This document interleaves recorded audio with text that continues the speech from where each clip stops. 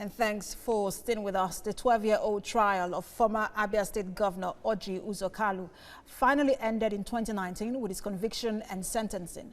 These and other major cases garnered interest in the year under review. Kemi Fola-Adeyemo provides the highlights of the legal intrigues over the past 12 months.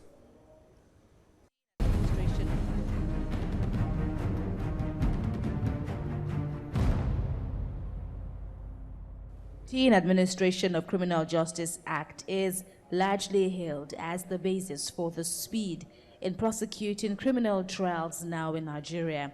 An instance is in Section 396, subsection 7. The application of this provision enables High Court judges elevated to the Court of Appeal to conclude the trials they started hearing at the lower courts within reasonable time. This, however, is dependent on a fiat issued by the President of the Court of Appeal.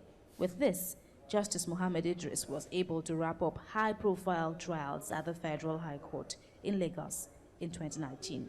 Preliminary objections to charges are limited. Section 396 made it very clear. Sub 2, there are objections that you can raise, but you can bring it. But my lord, we have to wait until the time of judgment. So a lot of perennial delays that Aja came to address. Like former Oyo State Governor Rashid Ladoja, who was discharged and acquitted in February over a 4.7 billion naira fraud.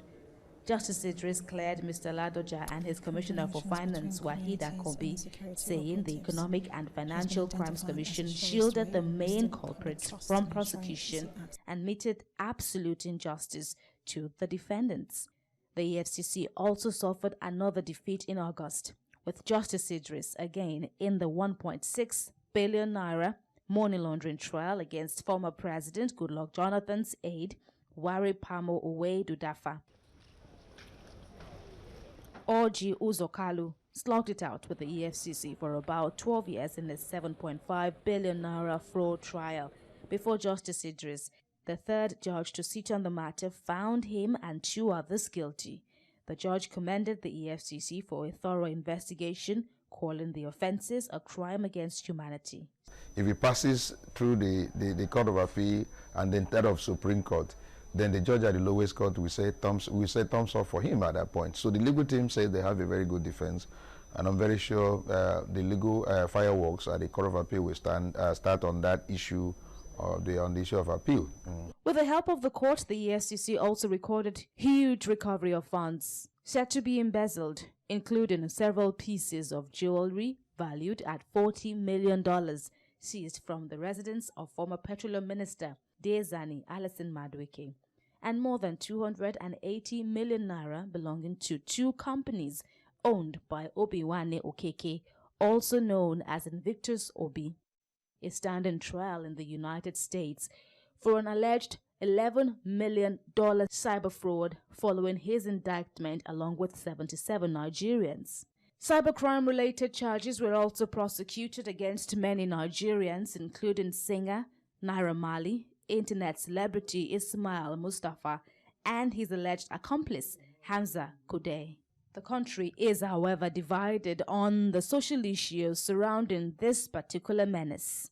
A lot of these boys are into it because there is nothing they're doing, and they have to feed, and they have graduated many years and nothing happening. You're not making an excuse for crime. You're saying you must be realistic as a country to look into the economic situation of your nation and look at why people enter into crime, and what do you do now to deter people from entering. It's in addition to prosecuting them and taking away all the money, you must also create a conducive economic atmosphere for these boys to have a job.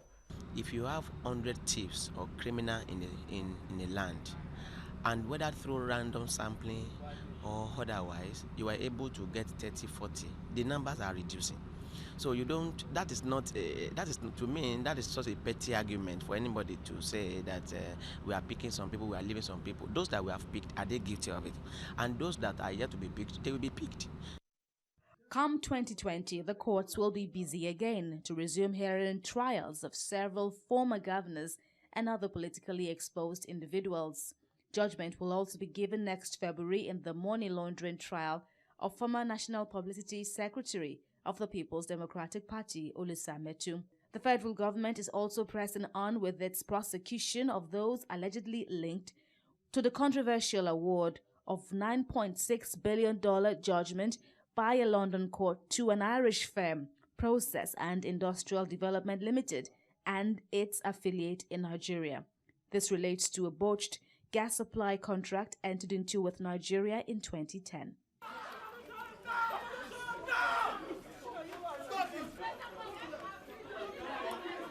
Activists such as Omoyele Sowore, facing treasonable felony charges, and Agba Jalingo, detained for terrorism, will also be looking to the courts for urgent intervention in their travails with the government of the day. Kemi Fola-Adeyemo, TVC News, Lagos.